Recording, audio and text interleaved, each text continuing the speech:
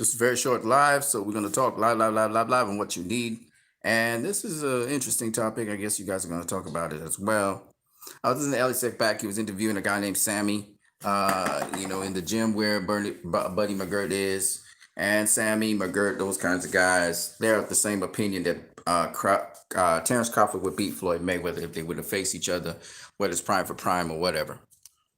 Mayweather was going to come back, he would get beat by Terence Crawford.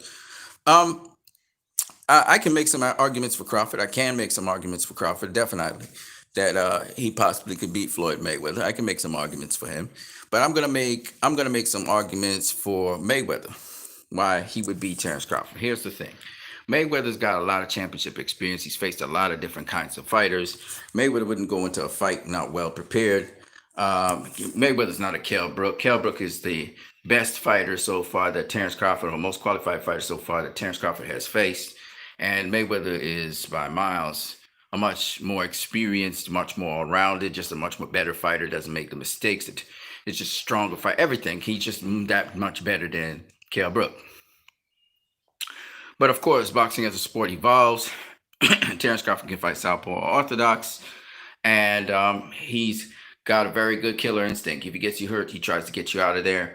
So there are a number of different factors. Now, here's what I would say: if you're talking about old ass Mayweather, the Mayweather that hasn't fought a real fight since 2015, I think Bud definitely could beat him.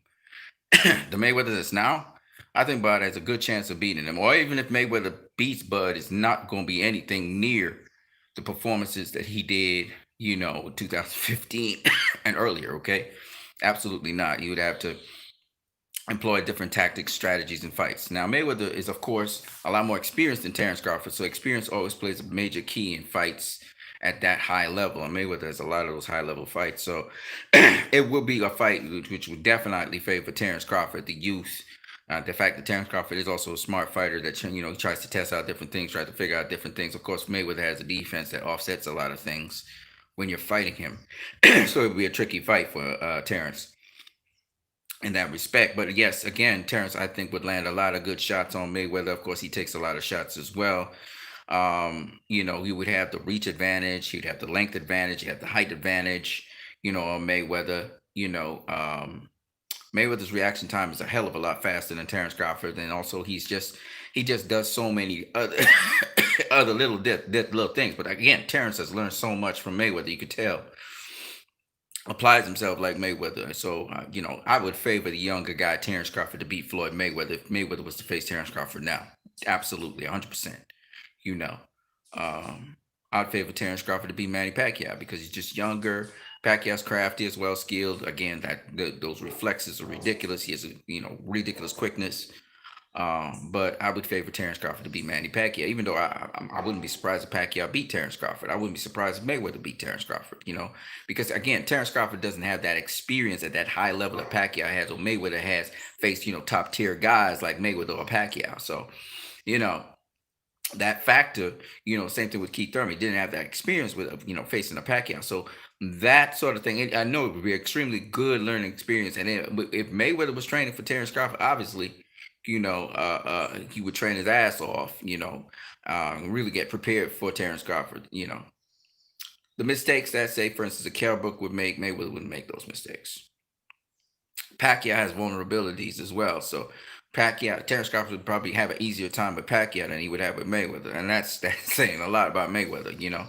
But could Terence Crawford beat Floyd Mayweather? Absolutely, absolutely. I believe that. Again, I believe that's boxing as a sport evolves. And Mayweather knows what he sees when he sees Terence Crawford. There's a reason why he called Terence Crawford pound for pound number one over Canelo, even though Canelo faced better opposition. There's a reason. So yeah, of course, I could see Terence Crawford beating Floyd Mayweather if Mayweather came back. Now, Mayweather in his prime versus Terence Crawford in his prime. I think, well, forget his prime. Just Mayweather post Oscar De La Hoya. That Mayweather's very tricky. He's got a lot of tricks up his sleeves. He does a lot of things extremely well. And that would be a tougher task for Terence Crawford to beat that Floyd Mayweather. You ask me in 2-3 years' time, when Terence Crawford has faced Errol Spence and all these other guys and probably moved up to 154, you ask me that same question, I may give you a different answer. Okay, I may give you a different answer. Um, but as of now, I really got all the evidence I need about Terence Crawford. Yet I can tell he's levels above Kell Brook. So it will be interesting to see. Just give me 3 more years. Give me 3 more years of Terence Crawford. I'm gonna tell you if he would beat Floyd Mayweather. It's like that. But as of now, I can't say that. I wouldn't go against Floyd. I wouldn't go against Floyd at all. Like I said, Floyd Mayweather's a special fighter through the history of boxing. Special fighter. Sugar Ray Leonard couldn't fuck with Mayweather. He couldn't fuck with Mayweather. I don't care what none of y'all say. He couldn't fuck with Mayweather. Okay, Mayweather's just a different category of fighter to Sugar Ray Leonard. Just like how Terence Crawford could possibly be a different fighter because boxing as a sport evolves, and Mayweather is so far removed from Sugar Ray Leonard. I mean, the people who are thinking that Sugar Ray Leonard would beat Floyd again, power, speed, quickness, all that shit don't mean shit if you can't use it properly. Smarts. Mayweather beat guys. Boxing. Mike Tyson just recently said, but boxing is 87%. Physical, 13% mental. He said the smartest guy in the ring going to win a fight. Mike Tyson said that. And how do I put this so you guys could have some respect? Because Mike Tyson understands the sport, really admires fighters. Floyd Mayweather is a chess fucking player. Like he's a real chess player. Like a real chess player. The man had bad hands, and guys were still hesitating to come in on him. They couldn't find him. He was counterpunching them, etc., etc., etc., right? So y'all got to understand what the fuck Floyd Mayweather is. So let me explain to you guys how I see Floyd Mayweather compared to these other guys before him. I can't talk about after him because Terence Crawford is following in the blueprint of Mayweather. Teofimo Lopez is following some of Mayweather's blueprint. Lopez is not anywhere on the level of a Terence Crawford. Terence Crawford is a superior boxer to Teofimo Lopez. That sounds strange, but it's true. However, fucking Shakur Stevenson is going to be a problem. Devin Haney's going to be a problem. Tank's going to be a problem. Garcia's going to be a problem.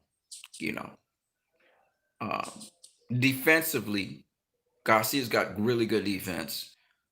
Tank's got good defense. He doesn't always use it all the time. He kind of like Terence. He sometimes takes some heat to get you out of there. Devin Haney's defense is just immaculate.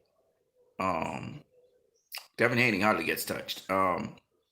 Teal don't got the best defense in the world, but he's a scientist. You can tell he's a scientist. He's working on his game, So having said that,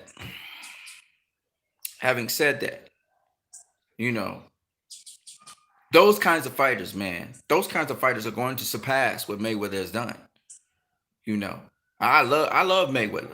I love Mayweather. I love Sugar Ray Leonard. I love it. But I'm gonna tell y'all facts. I'm not gonna bullshit y'all. See, a lot of people bullshit you. I don't bullshit nobody, right? Those guys have the potential to surpass Mayweather, depending on what competition they face, because it's about sharpening your tools. And the more you face top level, top tier competition, is the more you sharpen your tools. Now, Mayweather was on a whole fucking level when it comes to perfecting things. Let me just tell you the gold standard. He don't get this other guy I'm gonna mention. He don't get the kind of clout and praise that he's supposed to get. He's a sleeper. But you see motherfucking Andre Ward. Sorry about all the curse words, people, but this is love coming out of me, not anger. You see Andre Ward, that motherfucker was a perfectionist. That motherfucker was serious. I don't fuck with Andre Ward. I think Andre Ward would beat Roy Jones Jr. Roy Jones Jr. was gifted, he was skilled, all that shit. But he didn't have the game plan. He didn't have the grit, the smarts, the determination, because Andre Ward wasn't as gifted as Roy Jones Jr. Floyd Mayweather wasn't as gifted as a Zab Judah. But Roy Jones Jr. didn't develop all of his game. He had it. He could have, but he went on to his gifting and his athleticism, and he left aside the other game that he had. Mike Tyson, fucking phenomenal fighter. But see, Sugar Ray Leonard, phenomenal fighter. But see, them guys play checkers compared to Mayweather and Ward. Ward and Mayweather played chess for their entire motherfucking careers. If you look at Andre Ward, he don't got the highlight reel like a fucking Sugar Ray Leonard or fucking Roy Jones Jr. Mayweather don't have the highlight reel like a Roy Jones Jr. or Sugar Ray Leonard or a fucking James Toney. He don't have it. But what they have, what Mayweather and Ward had was a fucking consistency because the standard was always high. They always brought their A game. Well, not their A game, but I mean, they always trained like if they was gonna fight the next moment. Mayweather took it to a whole other level. He took it to a whole other sphere. You know, Andrew Ward would sometimes be in training camp, and sometimes he's out of training camp. You know, Andrew Ward always perfect his thing. But Mayweather was like on call 24 fucking 7. If you needed to have a sparring match right now, at this very moment, Mayweather was ready. When Mayweather says stay ready, he was on a totally fucking different level to any motherfucker in the history of boxing. Mayweather was always on call. 2 o'clock, 5 o'clock in the morning, 2 o'clock, 3 o'clock in the morning. This motherfucker up. Jogging, rugging, running, training. This motherfucker trained 4 or 5 times a day.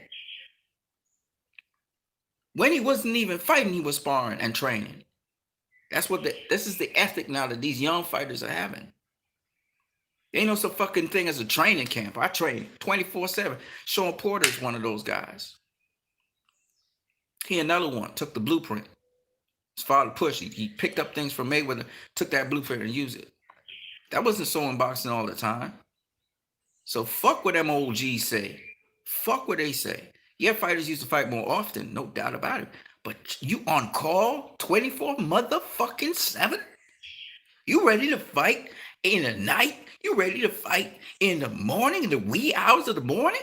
Motherfucker be calling up motherfuckers to spar with him at 2 in the morning, 10 in the night, 8 in the morning, 12 in the day. Just out of the clear blue fucking sky, Floyd just want to spar. He just want to work. He ain't got no fight, nothing. He just want to work. Now that he's gotten older, he's still sparring up to this day. But even, it's some crazy ass shit, isn't it? But even to this day, Floyd, you know, he's taking it down now. He's older and everything. But it's crazy. And I'm not saying that OGs and old timers didn't spar guys even after their career was over and they retired. I'm not saying that. But I'm saying this motherfucker took it to another level. All right? And that's the thing that y'all don't understand. You know, y'all want to talk about, oh, the shoulder roll has been around forever. Yes, no doubt about it. But this motherfucker took it to another level. How he used the shoulder roll. How he incorporated with the high guard defense. How he incorporated with the wide stance defense, the show in the face defense, the extended guard defense. He incorporated all these things around the shoulder roll.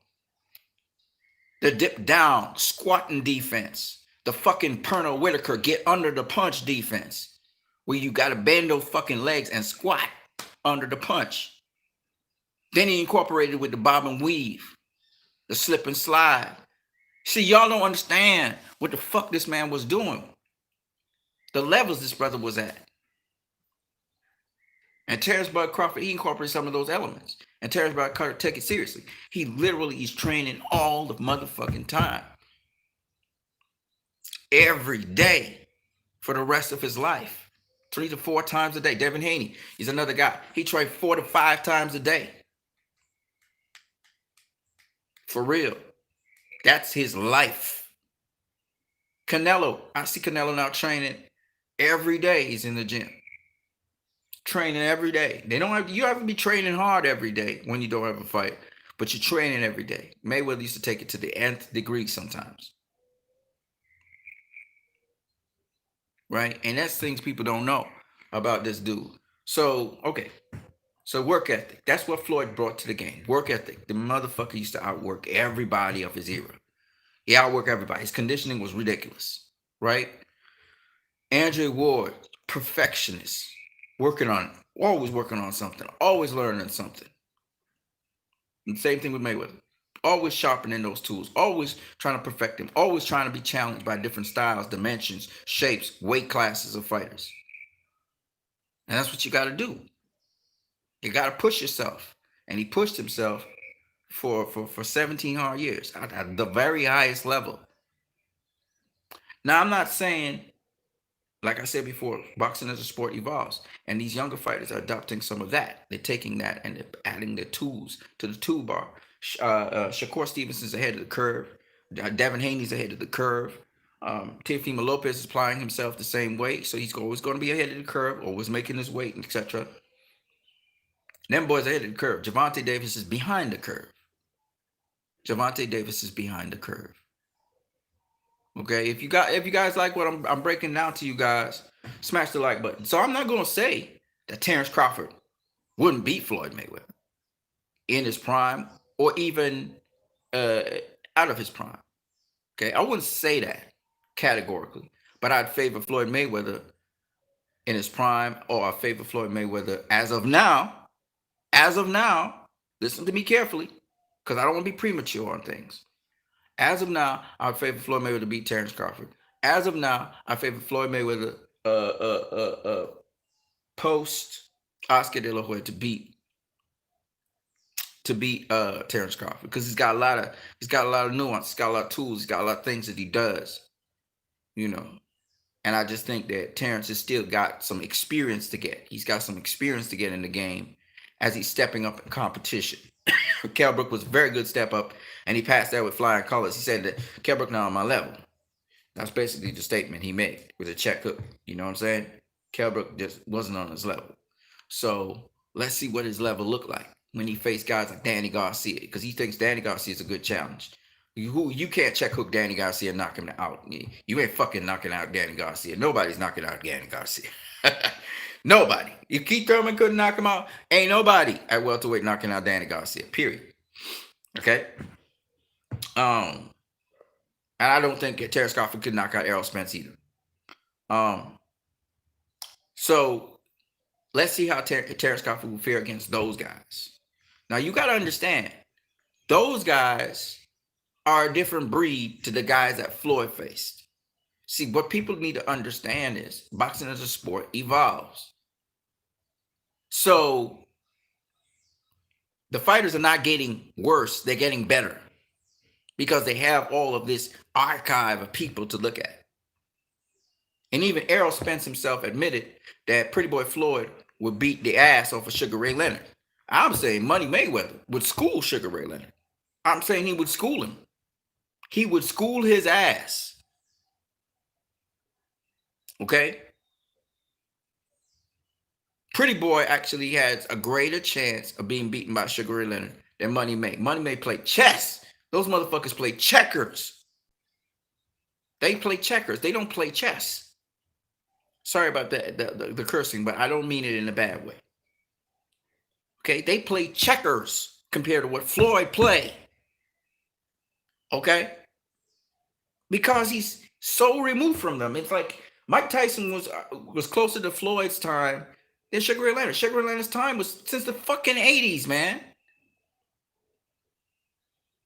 You come a long way from then. If you guys are thrilled by the highlight reels and the action-packed stuff, and you'll try to reach and break down fights, fine. I'm cool. I understand. I get what you're coming from. But the guys today, look what fucking Lomachenko did. I'm not saying he fought the quality of opposition that Mayweather and Pacquiao faced, but look at the back-to-back fucking competition he faced. You have to acknowledge this shit. You have to acknowledge it. You can't just, oh, Lomachenko, he's nothing. Oh, he just only had 16 fights. Yeah, but who he faced in 16 fights, man? You have to acknowledge his greatness. The same thing for Alexander Usyk and so on. You know, fighters who, even Teofimo Lopez, even though he doesn't face no competition near the level of what Usyk has faced on a continual basis. He hasn't done it. He's just 2 fights he's got, right? But my point is, when you look at the levels to what Teofimo Lopez can do, and he passed all the levels with fire in college, you got to understand this kid is on another level. That's what we try to explain to you. When you just dust like the Terence Crawford just dust Kell Brook, he just got him out of it. It shows what level Terence Crawford's at. You know what I'm saying? If you guys are watching this and you like what you're seeing, do me a favor, humor me, smash the like button. All right, so back to what I said. Yeah, Terrence Crawford is obviously levels above Kell Brook because he got him out of there. And yes, Kell Brook was giving them problems, but Kell Brook made a mistake. Now, even though he made the mistake, it's not just skills we're looking at. We're looking at the overall package. He couldn't take that check hook punch that he didn't see versus several other fighters who would have gotten hit with that check hook punch. Yeah, they would have gotten stunned, but they would have recouped, right? Showing his conditioning, the same thing I said about Rosario, his conditioning wasn't up to point. He only started applying himself to training and conditioning himself properly and losing weight properly. And that happened relatively recently. Whereas Terence Crawford's been doing it for his entire life. Same thing with Jamal Charlo versus Jason Rosario. Jason Rosario started committing himself to the proper diet and habits and so on fairly recently, which is why when Jamal hit him with that shot to the abdomen, to the pit area, he convulsed like that. You see, and that's what you see. Boxing's a thing you have to commit yourself to it. That's why I said Tank, as strong as he is and everything, he's behind in the game when it comes to conditioning. Right? Stop Leo Santa Cruz, who I didn't think he was going to stop. I thought that Leo was well conditioned to handle him. He stopped him. Kudos to him. You know, I didn't think that Terence Crawford would knock out Kell Brook. I thought it would go to a unanimous decision. I was wrong. He stopped Kell Brook. It came down to conditioning. It comes down to conditioning. When you have been doing improper practices most of your life, a guy who is well conditioned is going to have an advantage over you.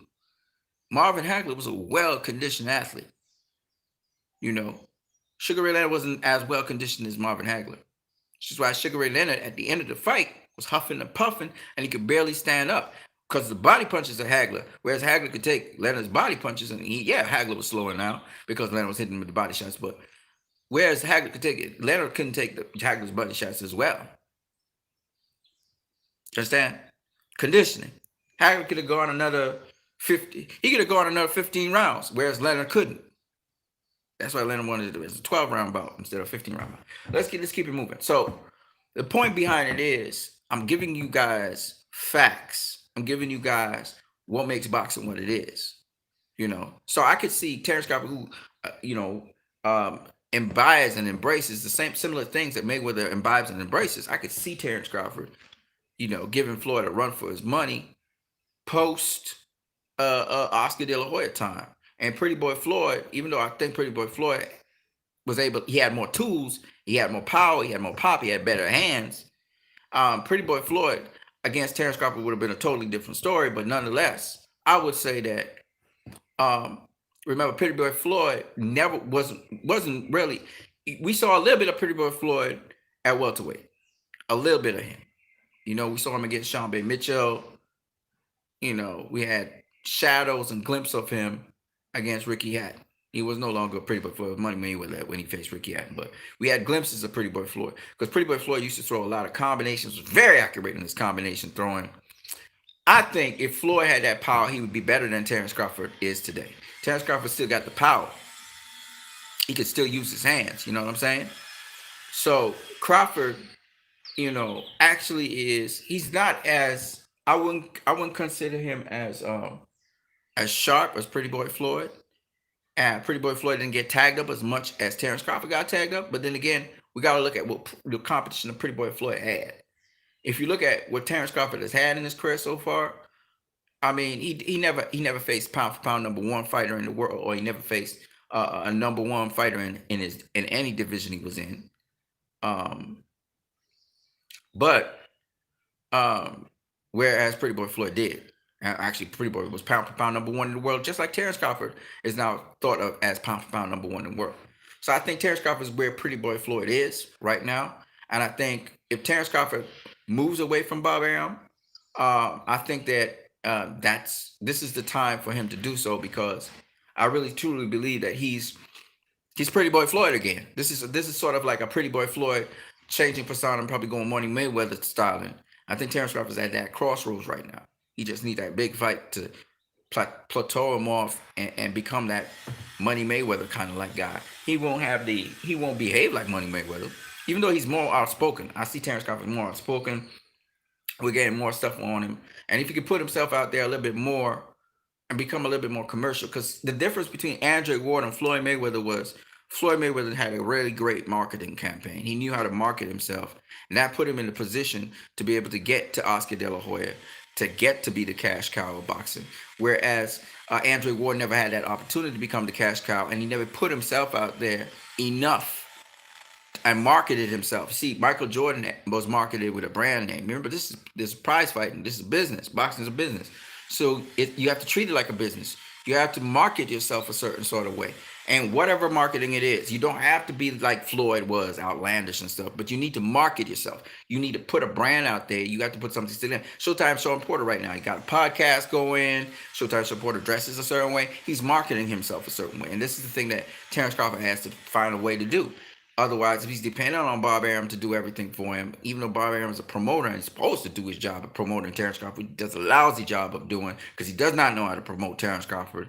You see guys like Devin Haney tying in with the LDBC and with YouTube channels, and they're promoting through that because social media is a very good way to promote yourself now. And Terence Crawford is an excellent fighter, like Andre Ward was an excellent fighter, but that's not enough. You have to also be able to sustain a certain marketability. You have to be able to market your brand. Terence Crawford doesn't. I don't see Terence Crawford. I see TBC, but he doesn't. He hasn't even branded himself. You have to understand the business aspect of boxing. I think Terence is still backward when it comes to that. I guess Omaha, Nebraska don't, and his manager, Bomac don't know how to really truly market. So that's kind of the sad part about the whole thing. How you brand and how you market yourself. So hopefully, somehow, some way, Al Heyman, I know Al Heyman and Mr. Prince, they have a relationship, Al and Mr. Prince, Jay Prince. And Jay Prince is a very good guy as well to talk about it, But I think that it would be in Terrence's great interest to link up with Al Heyman. I think Al Heyman could do a lot more for Terence Crawford than Bob Arum can. It's just what it is. It's just what it is. And Terence got so much to bring to the table, but like his business savvy is just not on par. With and Terence can do so many different things sport wise. He's very competitive. He's like a Michael Jordan, but he's not branded. And the problem with Andre Ward, SOB Ward, was he wasn't branded to a level where he could really, really, really get his name out there. There was nothing wrong with fighting in Oakland and exclusively fighting in Oakland, for Andre Ward. That wasn't the problem. The problem was getting his name out there. And the people who were managing and promoting Andre Ward didn't know how to do that. Whereas Al Heyman knows how to do that. You see, even now, Andre Ward with his own company and everything, hopefully he's picking Al Heyman's brain, finding out about Al Heyman and going checking out Al and seeing what's up. Because Al, as we see, is promoting all kinds of different fighters. Javante Tank Davis don't talk much. You know what I'm saying? He got embroiled in certain scandals and stuff, but he tried to stay scandal free, but he don't talk much. And he's a very good, nice guy. Very respectful young man, representing Baltimore. You know what I'm saying? So, it's not about, again, promotion is a totally different thing. And having the right team around you, that this was the problem with a lot of those throwback fighters as well. You had some really great throwback fighters who just didn't have the right team around them, the great managers to get the right contracts for them. Because what happened, especially in boxing, it's a dirty business. The contracts is the problem.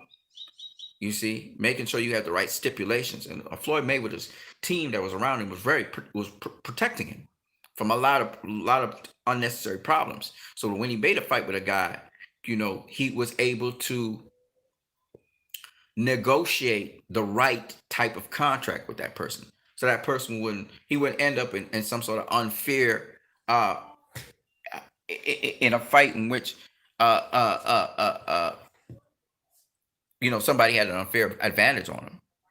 And that's the difference between Miguel Cotto and Floyd Mayweather. Miguel Cotto got duped twice. He got duped with Margarito, and he was able to avenge that, and he was duped with Pacquiao.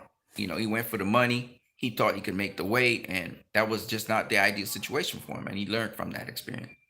So it's what it is when it comes to boxing. There's a lot of elements to boxing, a lot of layers to boxing, and Terence Crawford is an uh, unbelievable fighter. Unbelievable fighter. I looked at how smart he was with Kell Brook, how he got Kell Brook to make that move, because he knew he was going to try that right hook. You know what I'm saying? He knew he was going to put that right hook on Kell Brook. Now, with respect to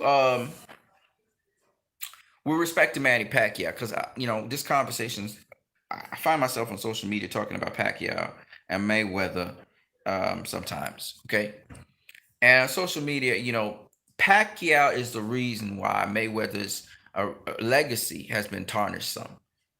It's mainly because people feel that Mayweather ducked Pacquiao or waited out Pacquiao, some shit like that, which it's not true at all. Mayweather has been trying to get Pacquiao for the last 5 years until he got the fight. And when you really look into the issue, Pacquiao's the guy turning down all the offers. Pacquiao and Bob Arum rolled out on Floyd Mayweather the first time in 2010 after he faced Juan Marquez, which was Pacquiao's nemesis. Really was setting up for Mayweather to come face Pacquiao, because Mayweather was the former pound-for-pound #1 fighter in the world. Manny Pacquiao was the current pound-for-pound king in the world. And nobody mentions that Pacquiao ducked Marquez in 2009, and he ducked Shane Mosley in 2009. And he faced Miguel Cotto. And Shane Mosley was the #3 pound-for-pound fighter in the world at the time. Marcus was the #2 pound-for-pound fighter in the world at the time. Pacquiao was the pound-for-pound king. Cotto was the #6 pound-for-pound fighter in the world. I think it was what was he, the third ranked welterweight or something like that. So, or fourth, I think, something like that. So he overpassed Shane Mosley. He overpassed Marquez to face a guy that was lower ranked than him on the pound for pound status, lower ranked than them in the welterweight division. Marquez, of course, was the #1. He was the lineal champion at lightweight. He overlooked those two guys to face Miguel Cotto, and then he ducks Floyd. Okay, he ducked Marquez, he ducked Mosley to face Cotto.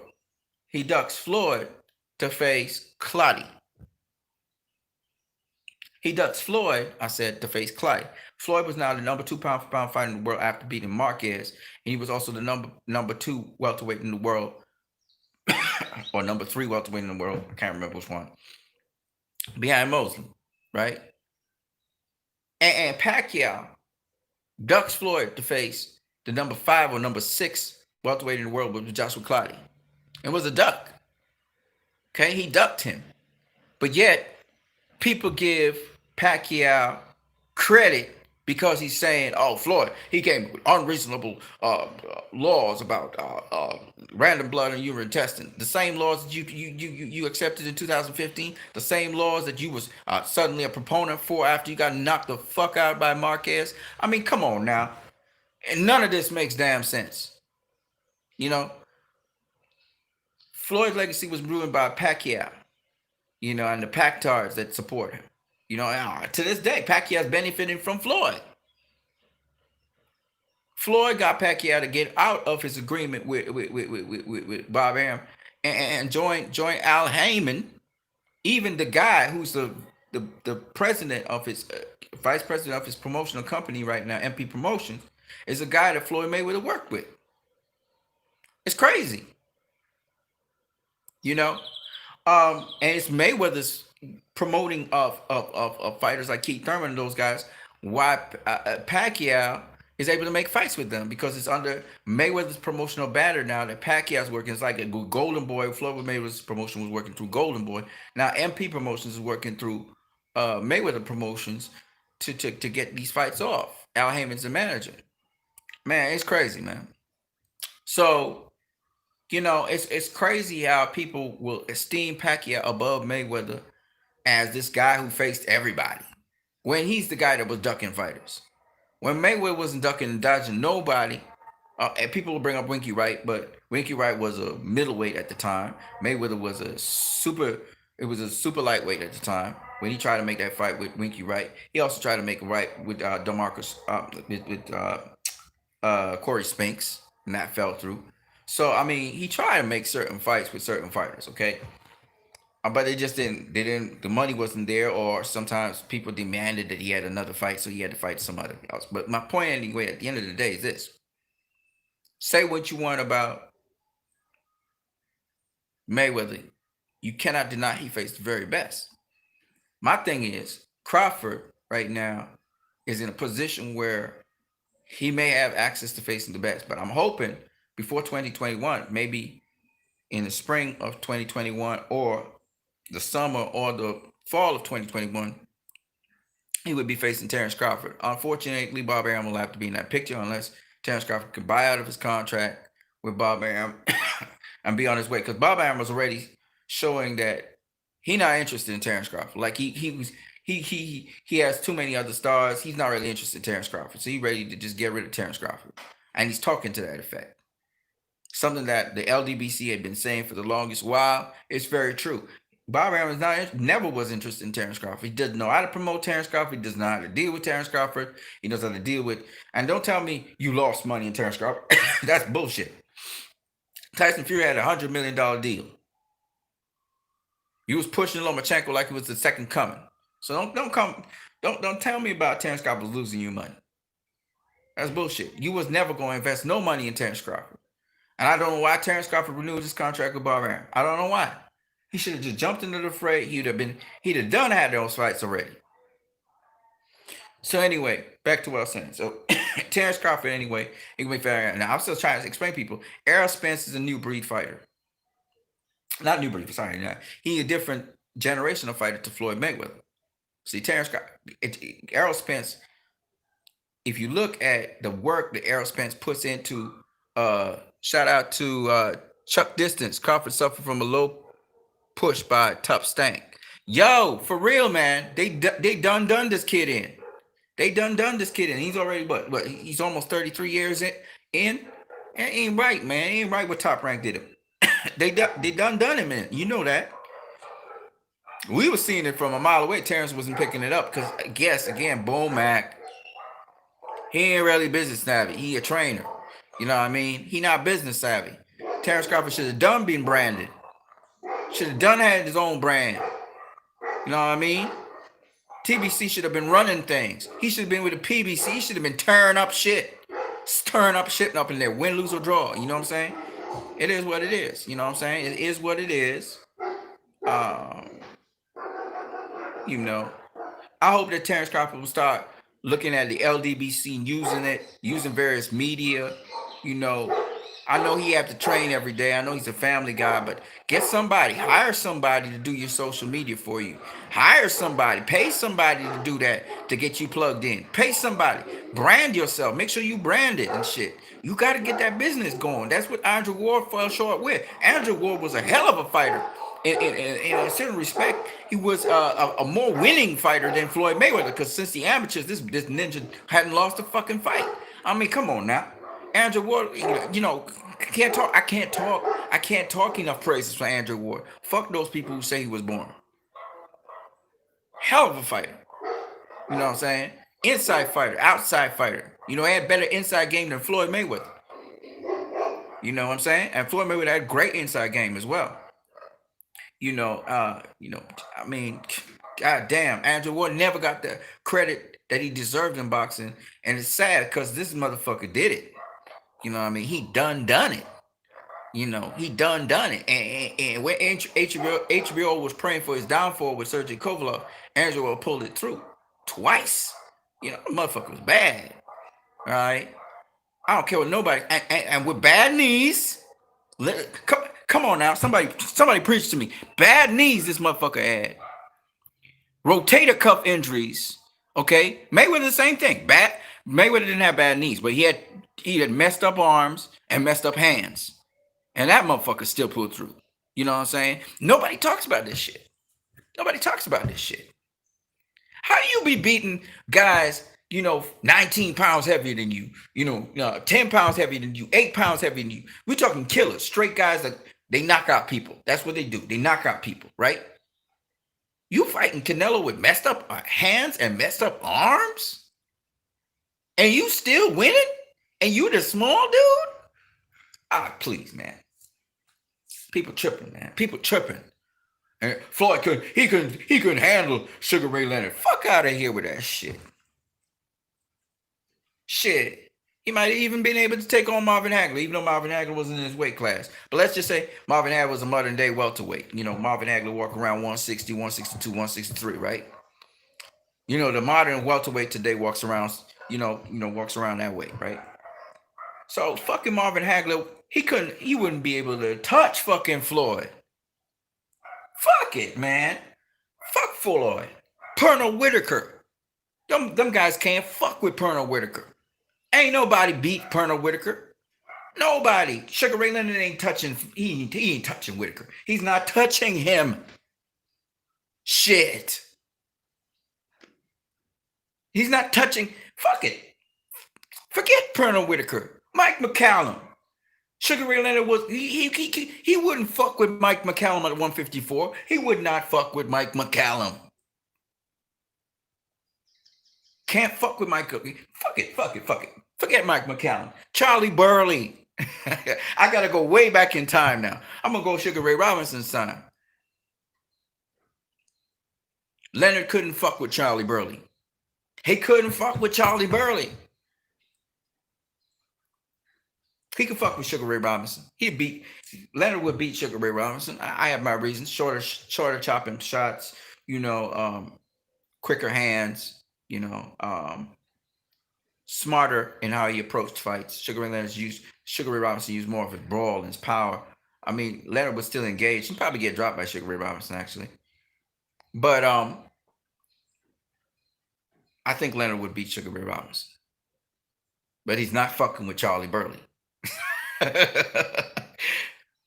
Do you need the proof in the pudding? Charlie Burley went all the way up to heavyweight and fought heavyweights. Charlie Burley began at what, lightweight? Charlie Burley began at lightweight. Okay? And this motherfucker used to fight people. And he just, all you got to go do is watch footage of Charlie Burley. And you'll say, oh, fuck, that's Floyd Mayweather.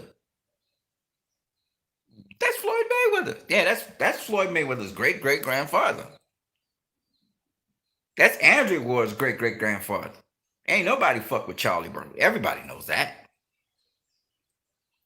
That's the line Mayweather comes from. That's the line Andre Ward comes from. Fucking Burley. That's what people don't understand. Now, Charlie Burley, just like with Sugar Ray Robinson, just like Andre Ward with Floyd Mayweather, Charlie Burley was much less known because he never became a world champion. He was never offered. The champion so fucking fair, Charlie Burley. He never was offered a championship fight. All the fucking champions in all the divisions, from fucking lightweight to fucking light heavyweight, never offered him a chance to fight them. That's how bad motherfucking Charlie Burley was. So you know. Okay? And Floyd Mayweather would have been ducked like the fucking plague were it not that he beat Oscar De La Hoya and became the money man. So what Bud is experiencing now is nothing new. What Demetrius Andrade is experiencing now is nothing new. When you're that good and guys don't have to face you, they're not going to face you. Period. Ask Mike McCallum. He was the mandatory for Roberto Duran and for Thomas Hearns, and he was gunning for Thomas Hearns. He was like, Emmanuel Short, give me Thomas Hearns so I could beat his ass. Mike McCallum wasn't anything particularly, he didn't look anything particularly special. But boy, did he pull off the upsets. Did he put McCrory and fucking Donald Curry? Emmanuel Stewart was like, no, you're not getting Thomas Hearns. You feed him it. Defensively sound, hell of a chin. Georgie Benton, rocking and rolling, chucking and jiving, and he had a great jab. And a motherfucker could work the body like a motherfucker. Come back with the right hand. You understand what I'm saying? Mike McCallum. He's not known as much as Sugar Ray Leonard or Marvelous Marvin Hagler or Thomas Hearns. He's not known as much because they never faced him. He never got to get his shine. Not even Benitez wanted to fuck with him. There are certain fighters you just don't fuck with unless they're money men. Mayweather was a money man, so they fucked with him. You know what I'm saying? But for real, the cloth that these motherfuckers are cut from, that people feel like they got a shot against Mayweather. Of course, you got a shot against Mayweather because he would knock your ass out. That's why everybody was coming to him, because he knew he had bad hands. But Andrew Ward, man, Andrew Ward is a bad motherfucker. That's what, see, a lot of people just don't understand boxing, man. I wish they would we need to talk boxing. Okay, get your fucking ass out of here. Right, so it's just what it is, man. It's just what it is. I try to really talk boxing because motherfuckers just don't understand. People like, was Floyd really that good? Yes, motherfucker, he was that good. Is Andrew Ward really that good? Yes, motherfucker, he was that good. These guys were on another level. Their training, their application, their learning of the sport was on another fucking level to everybody else, including Roy Jones Jr., including James Toney, because their work ethic was not like these motherfuckers I'm talking about. Then they talk about the old school fighters. Their work ethic was great. Yeah, motherfucker, but they wasn't always smart with their work ethic. Because you're not just working hard, you're working smart, and you're always trying to learn every day. It's not about just your signature stuff. Thomas Hearns was known for his power and his boxing skill. He did evolve to get a better inside game, but that's after he lost fights. He had to lose to evolve his game. Fucking Andrew Ward and Mayweather, they was trained from day one. All terrain fighters. Go check Lee Wiley. All terrain fighters. Guys that could fight at any range. They could deal with any style. And they were always well conditioned. And they always had the will to win. Nobody know about that shit. So anyway, Terence Crawford come from that cloth, by the way. He got a different style of Floyd, but he come from that cloth. He not as skilled as Floyd. He's not. I know you say, oh, he's a switch hitter. Yeah, but he's not skilled. And he's not as... He interesting because his movement is interesting. His movement is like elastic. Like his hands moving a sort of totally different way to his feet. Which is so interesting. Like Terence Crawford really interests me because when he keeps it all tight and sharp, he looks beautiful. When he's just throwing those little short chopping punches, he looked beautiful. Like what he caught Kell Brook with was a quick, short check hook. It had to be short and quick because just in case Kell Brook responds and counters him, Kell Brook was throwing a right to the body, and he caught him with that short, quick check hook. Beautiful stuff. That's something typical that southpaws do, but still, nonetheless, it was beautiful how he sized him up, how he was inching in. Kell Brook wasn't allowing him to go weak side. Kell Brook would sidestep him as he's inching in. So Kell Brook had to be in the danger zone because he had shorter arms, so he had to stay in the kill zone. And what was his mistake? All right, so Terence observed that he was throwing the lead right hand a certain way.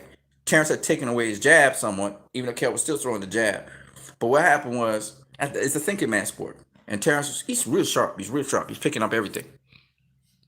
So what Kell Brook was doing, when he threw the double right hand on Terence, and Terence got tagged with it because he didn't pull back enough, because Kell Brook had found range. But Terence realized, oh, okay, you found range. Okay, cool. So I might get tagged up a couple times.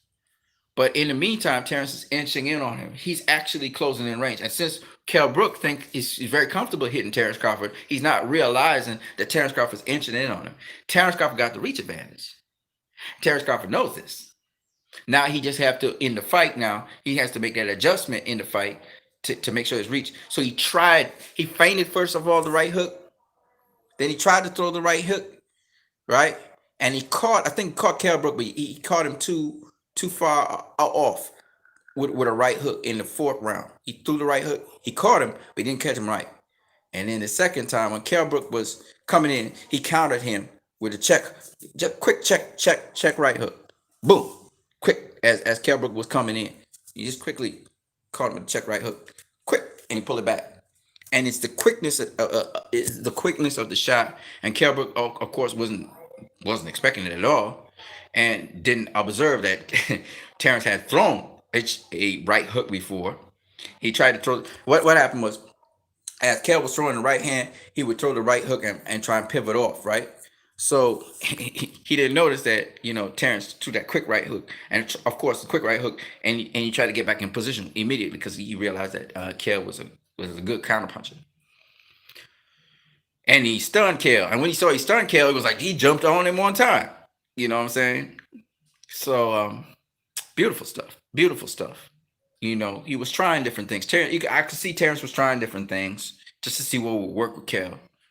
And that right hook, once again, he got Felix Diaz with the right hook.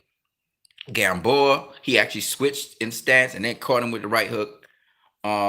He caught what he undid Cavaliauskas with was the right hook, not necessarily check right hook, different right hooks he throws. Sometimes he looped the right hook over Cavaliauskas' lead right hand, right, or over Cavaliauskas' jab. So that's what he's now stopped a couple guys with a right hook. I think he might have even caught Benavidez with a right hook. That's what probably dropped him. I can't remember. Could have been a left hook. But yeah. Terence Crawford, man. But Kell Brook has excellent timing. I would still love to see Kell Brook again. Hopefully, he gets wiser to the fact that you have to consider range when you're like what Kell Brook was doing was circling him. So Kell Brook was circling him to Kell Brook's right, going anti-clockwise, which is the right way to do it. But you got to stay far out because remember, with a southpaw, his right hook could hit you. It's kind of like how do you counter the right hook? You counter it with a left hook, right? So what Kell Brook probably should have done was mix up his left hook or stick his jab, because if he had stuck his jab, then he would be at the right range where he could pivot off to the right. Oh, you can't see me. I'm moving, but you can't see me. Shit. Let me show you. So what Kell Brook could have done, right? So here I am, right? Kell Brook is here, right? He's orthodox. So what he should have done was stick the jab and pivot off to his right. This would maintain distance. But now he can control range with the jab. See, he can keep Terence Crawford's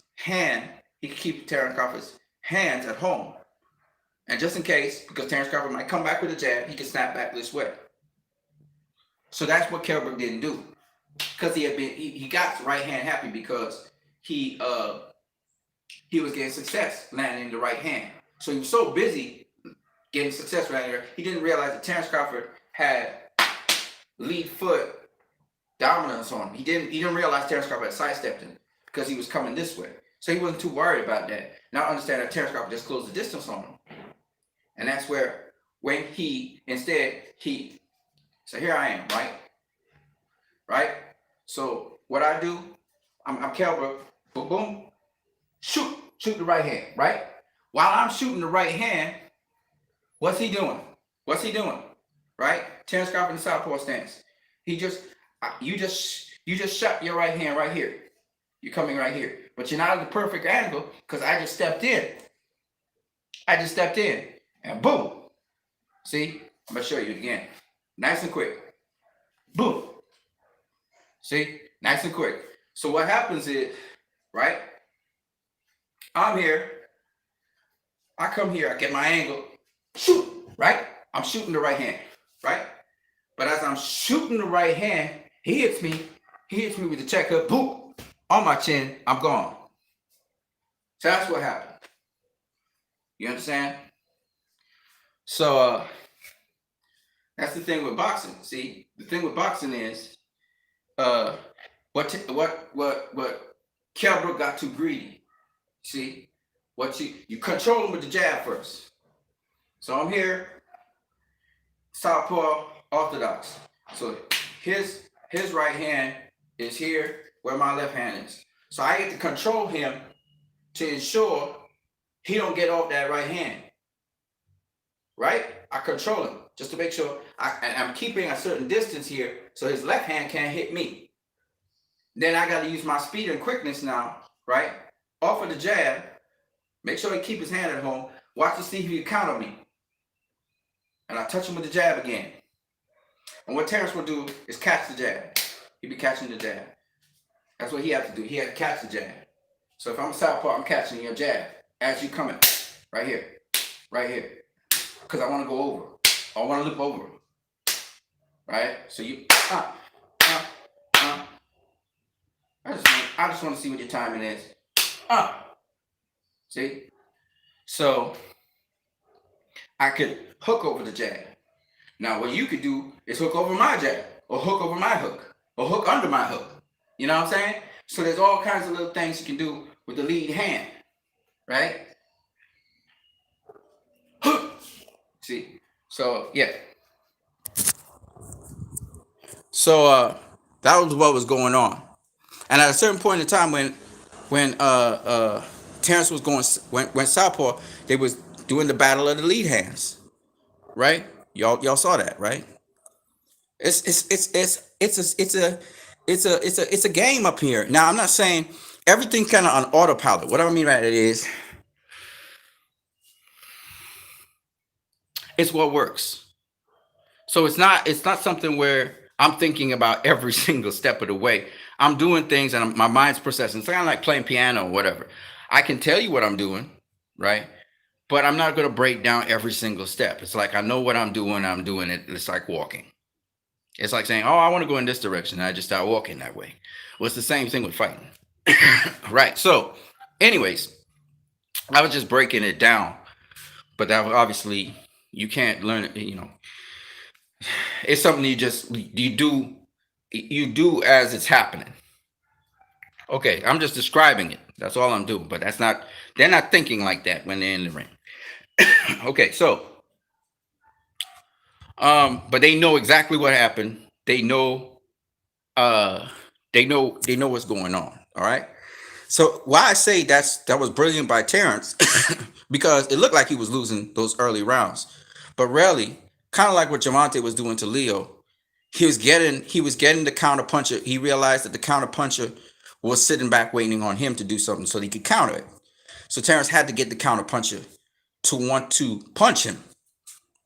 So he sort of drew Kell Brook into throwing. He took away his jab somewhat because his jab was very effective. And then he switched stances, taking away the jab, taking away that angle. And he let Kell Brook throw with his lead right hand. And he decided, okay, let me try and catch him with the left hook, see how I can do that. Because that's what he was thinking at the time. And he started adjusting his distance, throwing a couple feints to get Kell Brook to throw more. And once Kell Brook started shooting, now he could counter the counter puncher. It was very intelligent. That's why I say it was smart boxing. And he showed that he was physically strong too. He lifted up Kell Brook off the ground. I think it was in round 3. One of them physically lifted Kell Brook off the ground. So he showed he was physically strong, and that's why I say he full-fledged welterweight now. Um, but yeah, so the argument about Kell Brook beating Floyd Mayweather, I honestly can see, not Kell Brook, sorry, Terence Crawford beat him. I can see it. I can see it. I can see that happening. Especially if Floyd was to come back, he'd probably get his ass beat. Or even if he does win, he would take a lot of punishment. Definitely, definitely. Manny Pacquiao, same thing. If Manny Pacquiao, I could see Terence Crawford beating Manny Pacquiao. He's a smart fighter. Um, but if Pacquiao does come out with a win because of his name or whatever, or just because it's a close fight, I see Pacquiao taking a lot of damage, a lot of damage. Whether Pacquiao faces Errol Spence or he faces Terence Crawford, he would take a lot of damage in those fights. That's why, for me personally, if you're a 42-year-old You've taken a lot of damage in your career, like like Errol Spence trainer say, Derek James. He said there's a certain threshold at which you could take punishment. There's a certain amount of punches in your career you could take, and then after that, I mean, that's where you got that CTC, that chronic traumatic brain injury starts to come in. So it's not good for somebody, especially if they aren't taking breaks or anything. I mean, Pacquiao has had a nice big break, but it could be detrimental to Pacquiao's health to just continue the sport at the highest level where he's taking that kind of punishment. And the thing about Pacquiao is that his defense is not such that he can offset the amount of punishment he takes. I mean, Keith Thurman really punished him. He took a lot. I mean, at the end of the fight, he did not look good. Uh, you know, and it's because he's aging and everything, and he's been taking a lot of punches. So I think that Pacquiao should really consider whether he wants to go through with it. I mean, he could consider his legacy, or he could consider the fact that he might be, his legacy is great, but he's a vegetable, or he can't talk straight anymore. He's a Mildred Taylor or something like that. So I mean, you know, I think he should really seriously consider his health at this point in time. Don't make any stupid decisions. Make smart decisions. Because I would not like to know that this tremendous fighter, um, this tremendous fighter is, badly damaged and his health's not good. Now, with respect to all I'm saying is, because I, Pacquiao or Mayweather facing these guys, you always get them a chance because these younger fighters are not experienced as those guys, and those guys will have a lot of veteran savvy moves and just a lot of smarts that composure and smarts. That the younger fighters who even when they try to push them might find themselves in situations that they didn't expect themselves to be in because they don't have that experience. It's just what it is. You just gotta have that experience. So, with respect to Mayweather and Pacquiao facing, say, a Bud or a Errol Spence, definitely Bud and Errol Spence, they will have the advantage of youth, and strength, and a whole bunch of things they'd have on their side. Um, and just the ability, they don't have as much injury, so they be able to execute much better. But with those older guys, they're gonna have a ton of experience. Definitely, at the end of that fight, win, lose or draw, they will give those younger fighters a lot of experience, a lot of things that those younger fighters gonna see in that ring, and then they can always emulate, or they have the hands-on experience. That's the invaluable thing of fighting a legend who is might be up in age, but they still got certain things that they can do. So you can get all that experience as a younger fighter. So that would be good for the younger fighter, not necessarily good for the older fighter. You know what I mean? So that's why I don't think that Mayweather would beat Terence Crawford. I ain't even if he's dead. It would cost him quite a lot, pretty penny of his health. I think it's same thing with Pacquiao. I just think so. So anyway, that's my video. Spent about an hour, 3 minutes, 18 seconds on this video. That's my video, man. I hope you guys enjoyed it. If you guys want to leave some more comments in the comment section, feel free to do so. Oh, somebody did. Chuck Distance. He was going like nonstop. Whoa. PBC knows how to promote and showcase their fighters, for sure. Pacquiao had the same top stand curse. Oh, yeah. Wall built himself up tremendously. Not enough. Wall is extremely strategic, which allows him to fight big punches like Kovalev. 100%. Chuck Distance says because they're multi fighters, Wars has always been humble. It does not nothing to do with that. You could be humble. Sean Porter's a humble guy, and he's doing better than even Ward. He's making more money and doing better business than Ward is at this point in his career. So I'm just saying, Sean Porter's not mouthy. It's about branding yourself, put yourself out there. You know what I mean? Let's see what he's saying here.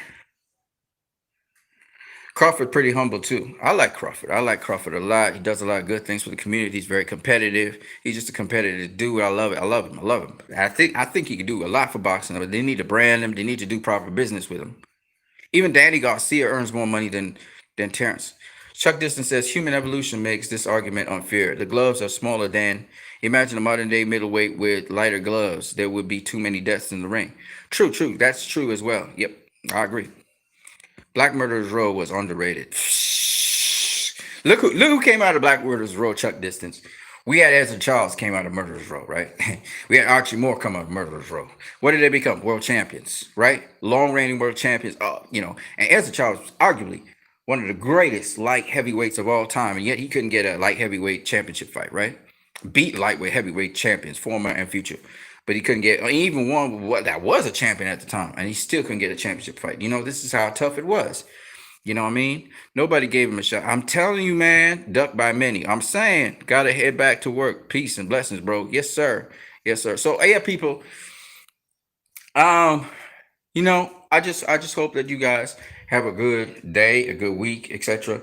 Of course, we would love to see certain matchups for next year. Hopefully, boxing picks up even more with this pandemic that's out there. I call it pandemic. I don't call it pandemic. I still call it pandemic because I just feel that there's a lot of profiteering made off of this stuff, and there's some simple things you can use to boost your immune system, which is all you need to really do.